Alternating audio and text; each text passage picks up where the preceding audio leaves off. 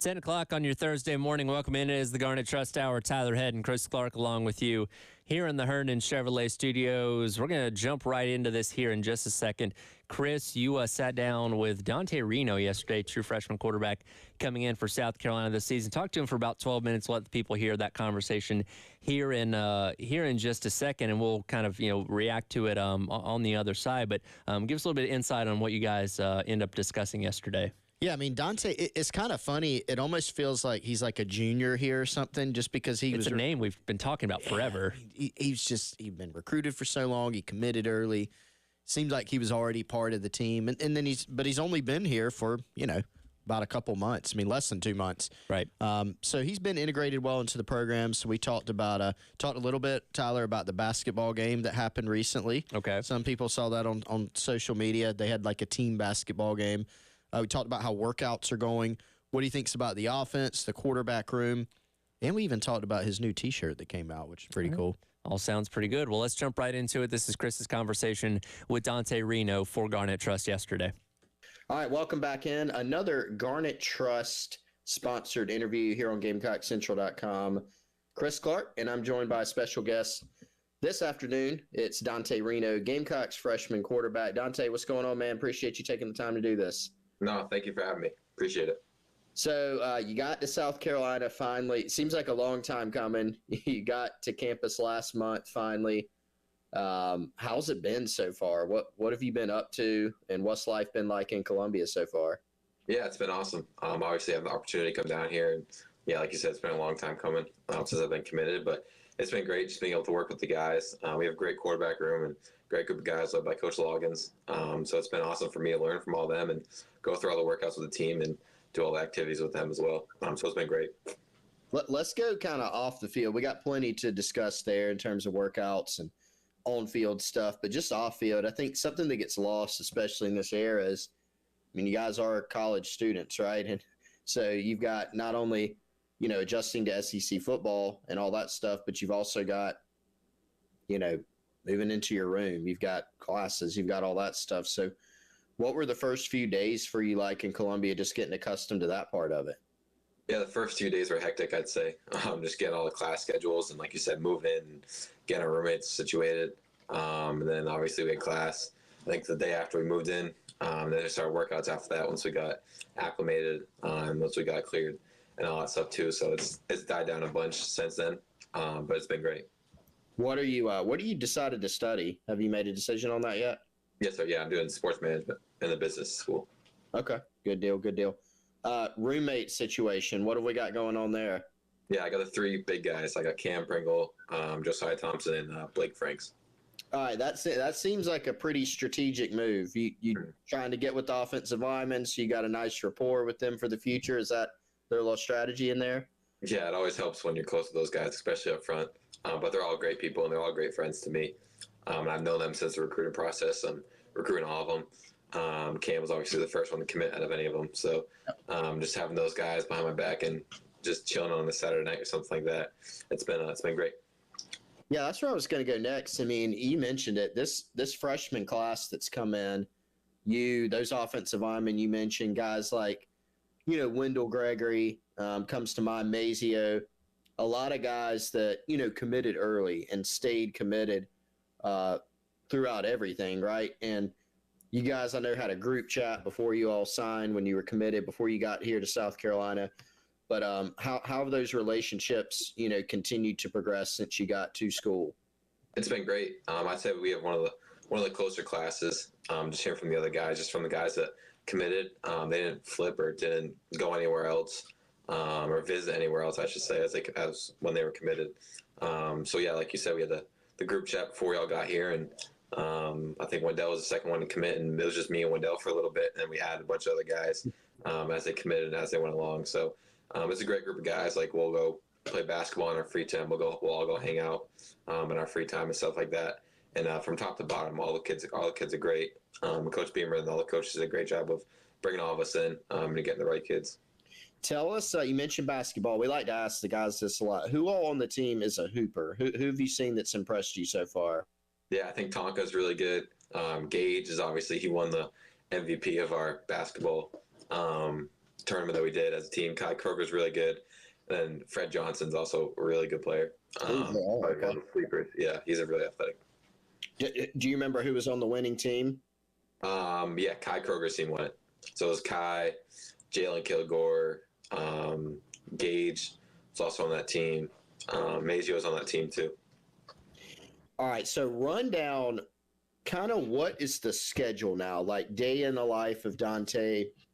Get up. I know you've been juggling class, you've been juggling workouts, all that stuff, but I know maybe not every day is the same, but what's kind of a typical for you?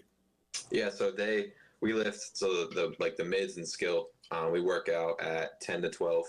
So we got to be in the building at 9:30. We usually have some type of meeting before that, whether it's a quarterback meeting or something along those lines. So we'll get in there and get in the facility around 8. Everybody has to be in the facility at our lift at 9:30. And then we lift from 10 to 12. Then after 12, take a shower, eat lunch, go to study hall from 1 to 2. And then we usually have class from 2:20 to 3:30, around that range. Then if you have a nighttime class, that's from 5 to 6:30.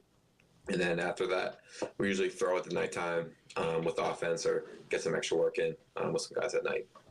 Good deal. So I know you're going out, doing film stuff, going out and throwing with some guys on your own. Obviously, South Carolina's got, your team's got some new faces at receiver, from last year. I know, and for you, this is your first time working with all these guys, but you've got Mazio, you've got DeBron Gatling, got the returning guys, and you also have a transfer class that's coming in with a few guys. So give us the rundown on, you mentioned Gage as a basketball player, but, Gage, Jared Brown, AHB, what have you seen throw into some of these guys so far? Yeah, they've been great. They're all super athletic, and they can all fly. They're really fast dudes, and they're also really great guys too, and they work so hard. They all get along together too, which is also another huge thing for chemistry-wise with the receivers and stuff like that. So it's been great, and it's a great offensive group all around, from tight ends to running backs, quarterbacks.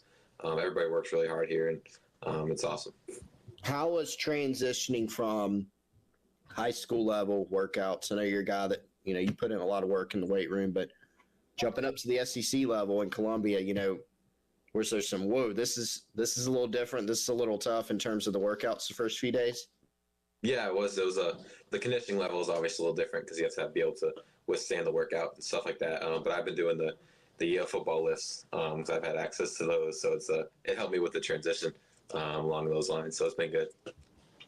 Any guys that you've seen in the weight room that, maybe some of the veteran guys that have really been tone setters that you look around and you're like, man, this guy's really like a beast, right? Like, have you seen any guys that have really impressed you from a leadership standpoint in the weight room? Yeah, I think Luke Doty is obviously one of the greatest leaders on the team that we have. He's a really good person, a really good friend, but he's an even better football player and an even better leader. So everybody follows Luke, and Oscar Attaway is also a really good leader. He's came in and stepped foot. Obviously, he's a new guy too. But those two guys, I'd say, in the weight room, obviously Nicky Memori and OD and DQ Smith, all those guys have played before. They're also really good leaders too. So it's a really good group. Now, I know you guys have, about 3 weeks-ish before spring practice kicks off. So what are you thinking about as you go into spring? I know ready to compete, ready to get a bunch of reps, but what are some of the things that you're really honing in on before you get into spring ball when you start putting the pads on and kind of throwing passes out there on the practice field? Yeah, I think obviously learn the offense. I've been doing that since the day I got here, going through all those steps I got to do, and then obviously going out there and competing. That's the biggest thing, and that's what Coach Beamer prides himself on in our program. Everybody go out there, compete, and see what happens. But it's going to be really fun, and I got so much better with being with these group quarterbacks. So it's been awesome for me in my development, and it's been great for all of us as well. What specifically do you feel like you've taken away that's improved you as a quarterback in your short time here working with Dowell Loggins? And then you mentioned learning from the other quarterbacks that have been here for, a year, maybe longer. What have you learned from that group that's made you better? Yeah, I think just the maturity of how much you need to put into the film room, how much you need to spend off the field rather than on the field, whether it's learning the playbook, doing defenses, coverages, pass protections, routes, all that stuff. It adds into your play and helps you process stuff faster on the field. What do you feel like Gamecock fans should expect from an offensive standpoint this year? Obviously, don't give us too much. Don't give things away. And I know you guys will have to work through that this spring, but you've got yourself. You've got a quarterback in Lenoris and in Robbie Ashford that those are dual threat guys too, right? So what do you sense this offense may be from an identity standpoint? Revamping the receiver room, revamping the running back room. What do you feel like this offense can be in terms of style? Yeah, I think it's going to be really explosive. Obviously, the goal is to score a lot of points and not turn the ball over. So we got a bunch of guys that can do that. Like some of the guys you just named, like Robbie and Lenoris and myself. I mean, we have a great quarterback room, and Davis as well. Luke's in there too. So everybody's going to go out there and compete. We got a bunch of good receivers, and obviously the running back room is really good too, with Jawarn and Rocket, Oscar, and DJ Braswell. All those guys can run the rock. So it's going to be really fun. So last couple of things for you here, Dante. You mentioned the closeness of this, 2024 class that's coming in with you and Mazio and, the offensive linemen that are your roommates. Obviously, the team last year went through a year. You weren't here. The freshman class wasn't here, but you're now part of this program, and they had a year that, they want to do better than, obviously. They want to improve upon that. Shane Beamer has said multiple times he's not happy with the results from last year. So what do you sense that this team's vibe is right now going into spring football as you're in the midst of workouts? Yeah, I think we're hungry. Everybody wants to go out and compete and just do what we can, take it day by day. Not worry about what we have to do during the season because we're not there yet. So just focus on what we got to do, and we did a great job during winter workouts with Coach Day and the strength staff. And moving on to spring ball, I think we got a week off now for spring break after tomorrow, and then we come back. We got a week of lifting, and then we go right into it. So just doing whatever we can to help the team win, and do whatever I can to help the team win. All of us freshmen as well, stepping into our roles and doing whatever we can. Dante, last thing for you here.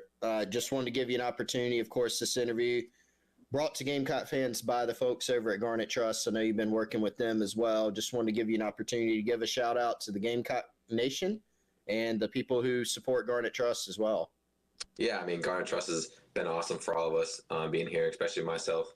It's been a huge outlook for me, and it's a great way for me to use my platform on a whole other level. And all the Gamecock fans that support Garnet Trust, we all thank you so much. And from myself, thank you so much. We really appreciate everything you guys do for us athletes and the whole landscape of NAL. So obviously, we all can't wait to keep working with all you guys and keep doing everything that we can to win games and start producing. And I almost forgot one thing, man. You didn't even stop me. Do we have the official release of your shirt coming out now? Yeah, we do. Yes, sir. Yep. Reno 803 shirts. That was awesome. I thought. Tell people a little bit about that and how they can go get them. Yeah, so you can go to palmettoautographs.com, who's also partnership with Garnet Trust. They're on the website, so you just go there and get the Reno 803 shirts. They did a great job over there designing them and fitting them. And I got mine 2 days ago. They fit great. So I can't wait for all you guys to get them. But no, I love the design, and it's a great idea. All right, good deal. That's Gamecocks freshman quarterback Dante Reno. Dante, appreciate you taking the time to join us today, man. Yes, sir. Thank you for having me. And again, that was Chris Clark's conversation with Dante Reno for the Garnet Trust yesterday. We'll come back and react to what he had to say and dive into that conversation a little bit more as the Garnet Trust Hour rolls along. Tyler Head and Chris Clark with you on this Thursday morning on The Game.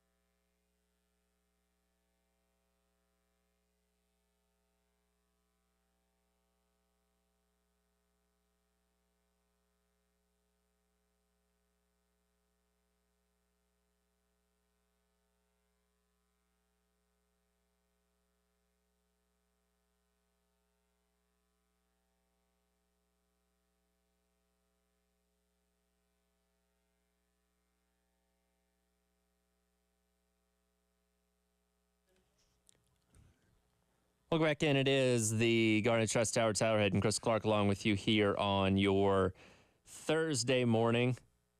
Going to be talking a little bit about the Clemson-Carolina series coming up here in just a few minutes at 10:30 with John Blau of the Post-Courier getting some perspective on things from the upstate. But first, want to kind of go back to the conversation you had with Dante Reno there. And again, as you mentioned before we played that, this is a name that we've been talking about for so long because, as you mentioned, he committed early, was very involved in the recruiting of so many of these other guys. I took the notes on this, several of which he's rooming with now, and Cam Pringle, Josiah Thompson, and Blake Franks, which very strategic, being rooming with offensive linemen. But it feels like he's been around for so long, and despite, like you said, only having been on campus here for, a few months, for a little over a month's time. And while we don't expect him to play much of a role as far as the on-the-field stuff this fall, because it is going to be likely that Norris Sellers is a starter and Robbie Ashford being the backup, he is seen as, again, the future of this quarterback position a couple years down the line.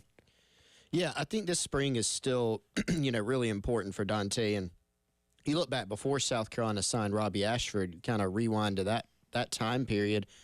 The staff was looking in the portal for another option because you were kind of staring down the barrel of Norris Sellers and Dante being really your two guys during the spring, unless you put Luke back in that room, which he's listed as an athlete. I think he's the only guy on the roster listed as an athlete and could always be a quarterback for you. But you needed to add some more depth. But I think, now you have more depth. You've added Robbie Ashford.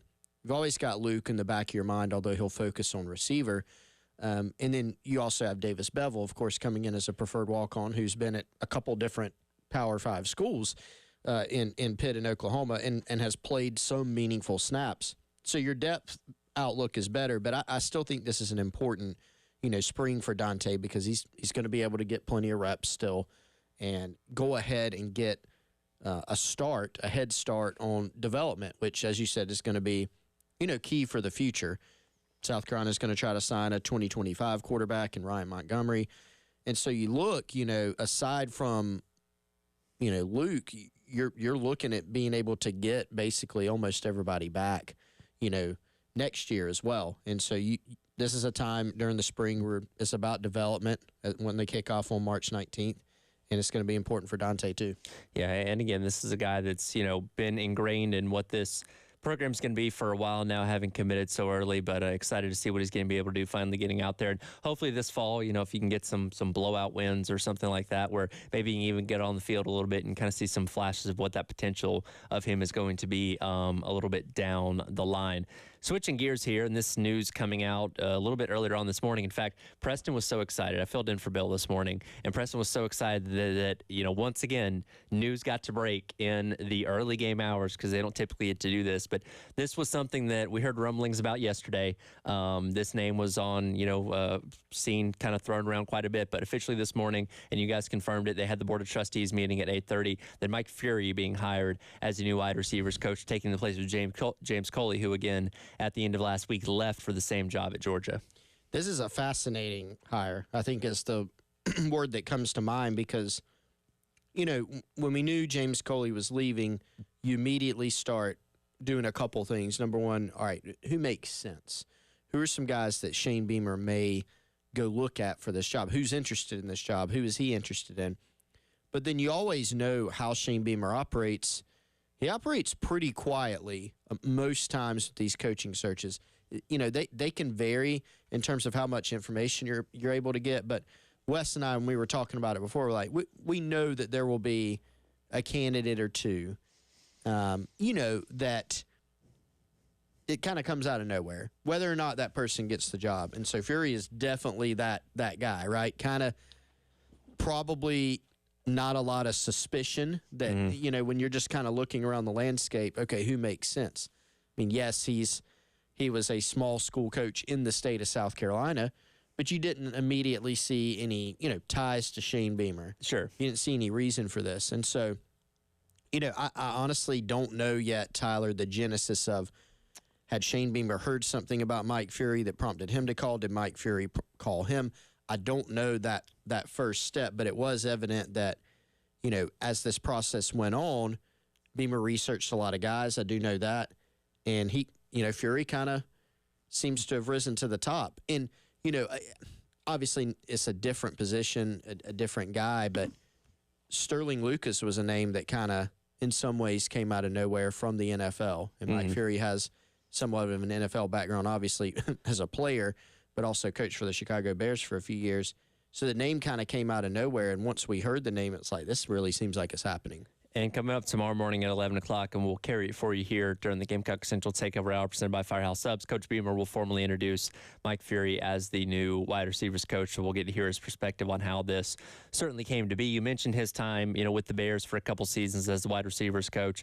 He had held the same position at Marshall going back about 10 years ago now, but 3 different stints as a head coach, 2 at Limestone and Gaffney, and then 2 years at Kentucky Christian as the head coach as well. So when you look at, again, maybe not having direct connections to Shane Beamer's South Carolina program, this is another guy, much like Sean Elliott, that has that head coach experience, even if it is at a lower level, that is very valuable when you're talking about coming in, even for something as a position coach, having had your finger on the pulse with so many different types of areas of a team when you are a head coach, taking on all those responsibilities. Yeah, and this is a guy that, has improved the programs that he's been at, when he's been there, which is interesting. Now, it's a different chair. We've seen guys who are great position coaches or coordinators who are not so good as being a head coach. We've seen guys that are, fine as a position coach, and that maybe they're better suited to be a head coach. I think Fury is just, again, I go back to the word fascinating because of his background. It's not like this guy's coached at, 5 different Power 4 or Power 5 schools. He hasn't. He's been a small school head coach. He's been an NFL assistant. And that is an interesting background. I think he's got some traits and characteristics that can make him a good recruiter. Remember, Sterling Lucas had never recruited before he got to South Carolina. He's been arguably their best guy. Right. I'm not saying Fury will or won't. I don't think you can dismiss a guy's recruiting potential just because he hasn't done it. Is it a question? I mean, yeah, if you think that, I think that's fair. And that's going to be a big part of this. But I do think this is a guy that, as a coach, he knows ball. He's done it at a high level. As a coach, he's done it as a high level as a player. And I think that's something that, of course, when they go on the recruiting trail, they'll be trying to sell. And again, Limestone being an in-state school up there in Gaffney, while he wasn't obviously recruiting the same caliber of talent that South Carolina was, there's still going to be a connection there with local coaches and stuff like that. As far as the recruiting process goes, that maybe not going to put him in the same graces as somebody like a James Coley, but at least he's not starting completely from scratch as far as the local stuff goes. Yeah, he'll have some ties, some ties to, the Gaffney area, for instance, Gaffney High. Some people know him.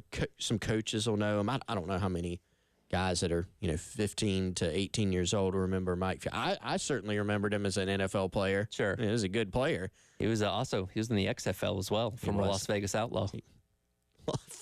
Former Vegas Outlaw. I wonder if that's on his resume. We got to ask if he was one of the ones that had a nickname on the back of his jersey. Ooh, yeah. There's probably a lot of material to work with there on the last name. Also, by the way, and when Press and I were talking about it earlier this morning, I just looked up his profile on the Limestone website. He looks like an intense guy, just from the pictures that I've seen, and he's in very good shape as well. And he very much strikes me as, maybe not to the extreme of Sean Elliott, but a guy that's not afraid to be a little bit intense too. And with a name like Fury, that's perfect, right? Yeah. Maybe it was just Fury on the back of his XFL jersey. That might not be a bad idea. Yeah, but interesting background. Really fascinated to hear from him. Like, what does Shane Beamer say tomorrow? What does Mike Fury say tomorrow? This is one that I'm certainly going to be tuned in for. And again, that press conference coming up tomorrow morning at 11 a.m. and we'll be carrying that for you right here on the Gamecock Central Takeover Hour, presented by Firehouse Subs. Going to jump into the baseball conversation coming up next. Got John Blau from the Post and Courier talking to us about what he's seen out of Clemson so far this season ahead of the big Palmetto Series coming up this weekend. That's next. It's the Garnet Trust Hour here on the Game.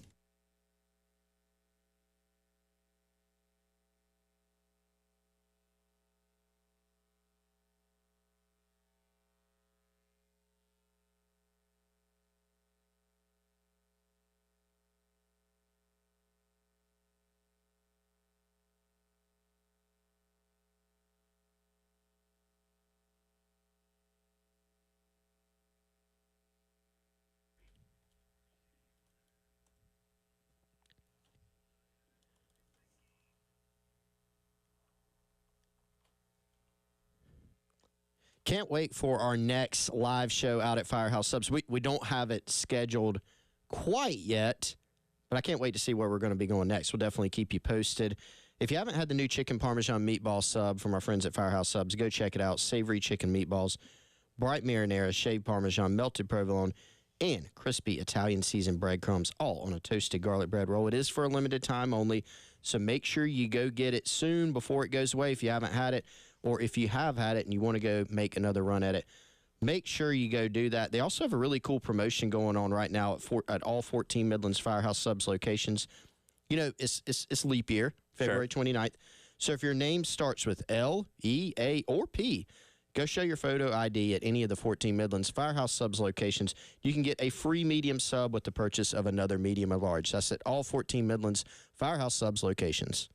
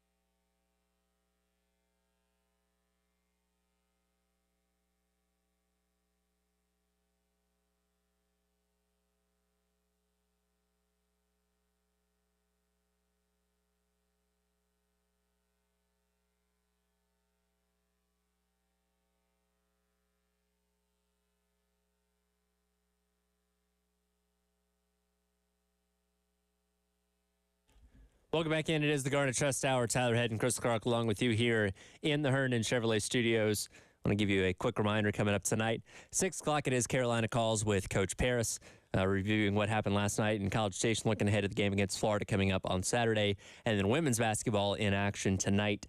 Pregame coverage at 8:30, tip-off at 9 o'clock out in Fayetteville, taking on the Arkansas Razorbacks. This weekend, very big in the state of South Carolina, and when it comes to baseball, it's the Palmetto Series between the Gamecocks and the Clemson Tigers. Two teams off to very strong starts this season. We now head out to the Love Chevrolet phone lines from the Post and Courier, bring in John Blau to talk a little bit about things from the Clemson perspective. John, first of all, thanks so much for joining us this morning, taking a little bit of your time. 7-1 start so far for Clemson, top 10 in D1 baseball rankings. What's your overall assessment from what you've seen from this Tigers program through the first couple of weeks of play? Yeah, for the most part, seems like they've got more depth in the pitching staff, more depth in the batting order. The Xavier series was a very dominant sweep for Clemson. Just that one game against Kennesaw State was a little troubling. They had a Friday game where they lost 18-1. That was a huge kind of blow to kind of the optimism everybody was seeing in that Xavier series.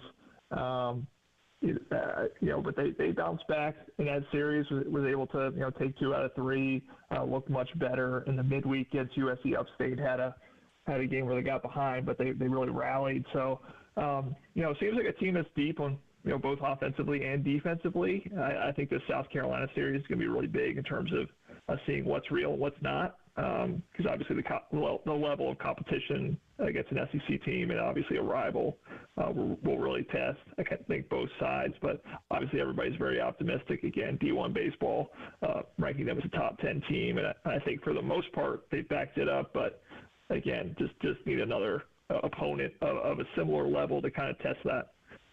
John, Chris Clark here. Thank you again for joining us on short notice. No, I just hit you up yesterday about this, so thanks for that. Going back to that Kennesaw State, loss, I mean, Gamecock fans around here were looking at that. Clemson lost 18-1 at home, and then they summarily lost to Belmont in a game where they also kind of, the wheels kind of came off for them as well. So these two teams actually kind of similar in terms of record and even how they've played. But if you had to describe this Clemson team's identity, you mentioned the pitching depth, but tell us about this team's offense and then defensively kind of what they're made of and what their identity is. Yeah, I mean, obviously Cam Cantarell is a name that everybody in South Carolina knows. He leads things off. He's batting above 500 right now and just really sets the table for them. The one guy that was actually kind of slow to start was Will Taylor. He was batting, I think, 0.43 going into the USC Upstate game. He had his first 3 hits since the opener, and they were all home runs. And so, I mean, this is a team that at the top of the order is really strong with guys that can hit for power, can hit consistently. And they brought in a bunch of transfers that just have kind of really filled things out and made it kind of a deep lineup that you really can't look at it and say there's huge holes. I mean, Olden Mathis from Richmond's been in the cleanup spot. You got Jimmy Obertops, a guy from Michigan who can hit for power. Jake Hinderleiter, a transfer from Davidson. Andrew Kufo from Georgetown. They've got a lot of really experienced players, I would say, who tend to have pretty good approaches at the plate, can hit for power, can hit to get on. So it's a really well-rounded, I guess is the best word I could use to describe it, just in terms of, again, the depth. I think they have about 13 to 14 guys who can hit. They have some guys that are sitting the bench, they're rotating through them, try to get them in. Nolan Naraki, a second-year player. Cooper Blauser, a second-year player. Jack Crichton. They've got a ton of names. It's really, I guess, a little early in the season to really know beyond Cantarella and Taylor who the real stars are going to be. But it's just a lot of guys that you really can't take for granted if you're an opposing pitching staff because they can all hit. And Clemson is one of the best power hitting teams early on in this season from a home run perspective, specifically 17, which is top 10 in all of college baseball so far this season. What's your confidence level in this team being able to sustain that kind of power going up against what's been a very solid pitching staff for South Carolina this upcoming weekend? Again, yeah, that's an interesting question. I think, level of competition early when you're playing Xavier, which is an NCAA tournament team. I mean, they made a regional final last year, and Kennesaw State. I mean, you haven't quite seen the arms that you're going to see with South Carolina, but I mean, I think Jimmy Obertop's for real. I mean, I know Eric Backus talked coming into the season just about how he was such a great fit bringing him from his former program in Michigan. And I asked why. He said he fit well in the stadium. I asked why. He said, well, it's too small because Overtop could just hit balls out really easily. He's got very natural power. I think Will Taylor, what he was able to do in this last game, I don't think he's going to hit go 3 for 3 with 3 home runs very often. But I do think he's a guy that now specializing in baseball only, not playing football anymore. Teammates have talked about that. It's just he's been hitting more home runs, been hitting for more power. Obviously Cam Canarella, I don't know if he's a huge power guy, but he is a guy who's just got such an effortless swing. I mean, any ball can go out. So, I really do think that power potential is real. I think that should sustain, especially when they get Jacob Jarrell back, who got hit in the face with a pitch a couple weeks ago. He's another guy who can hit for power too. So I do think it's real, but it is going to be an interesting test again against the pitching staff like South Carolina, to see if that keeps up and is kind of, I guess, durable in a way against all pitching staff.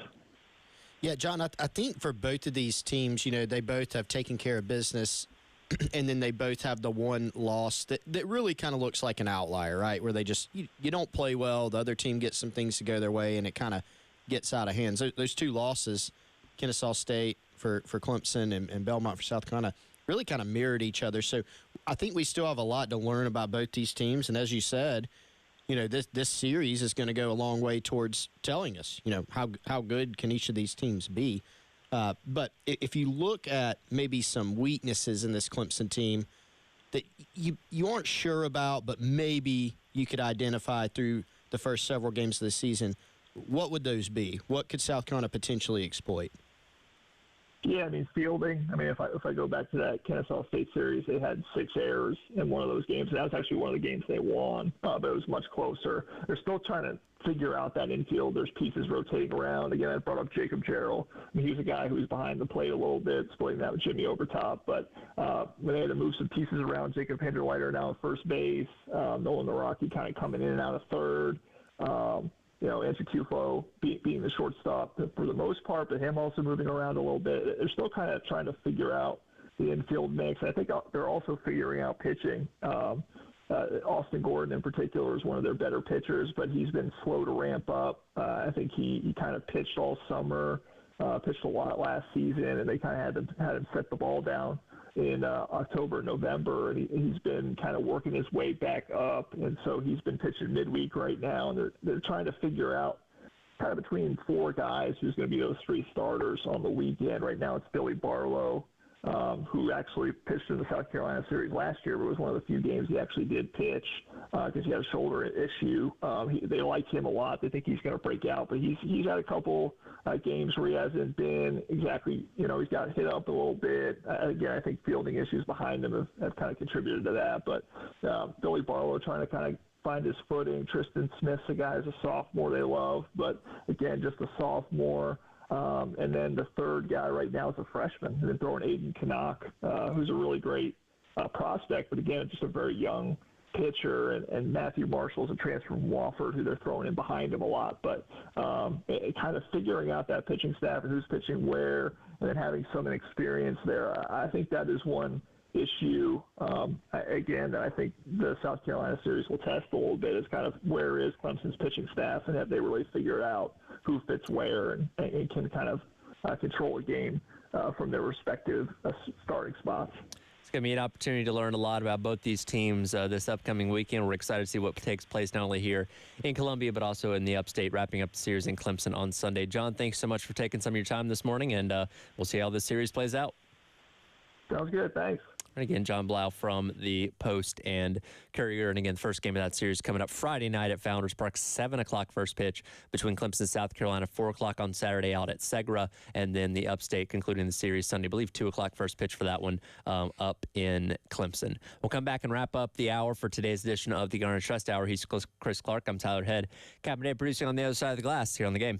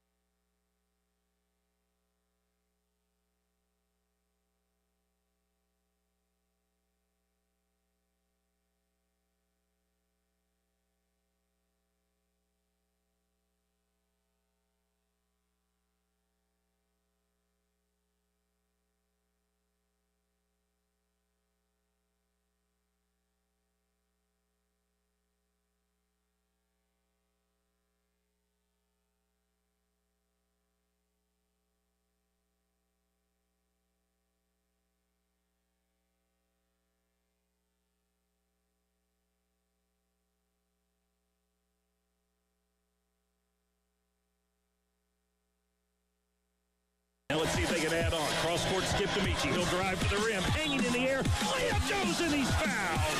Oh, it's Michi Johnson getting it done on the road tonight. That explosive first step to his right beat his man, and the help defense could not get there in time.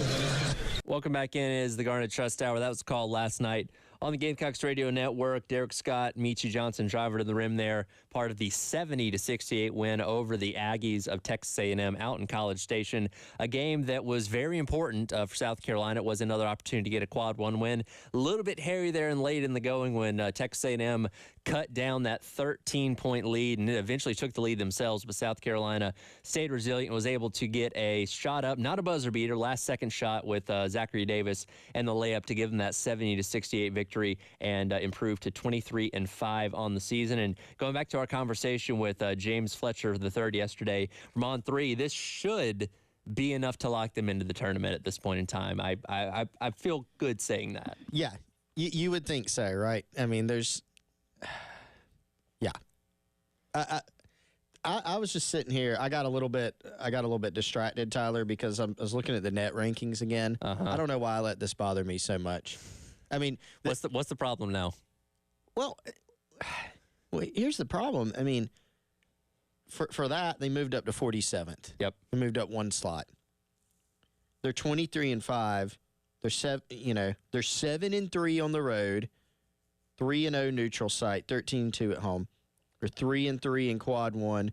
They're 6-0 in quad two. Did Virginia Tech fall out of quad one? Because they were 4-3 yesterday. Virginia Tech is number 60 in the net. They did not move in the net. They stayed static. Somebody fell out of the quad one area then. And Grand Canyon, who South Carolina has also beaten, they moved up to 57th. Okay. But, the reason you look around and all the teams around South Carolina, like South Carolina is better than. From a record standpoint, like one outlier would be like James Madison. They're 26-3 overall, right? Right. But they're, they've only played 2 quad one games. They're 52nd. But, I mean, you keep going up and you look at Texas Tech. I think the net doesn't like South Carolina because they haven't played an overabundance of quad one games. They played some, and they fared very well.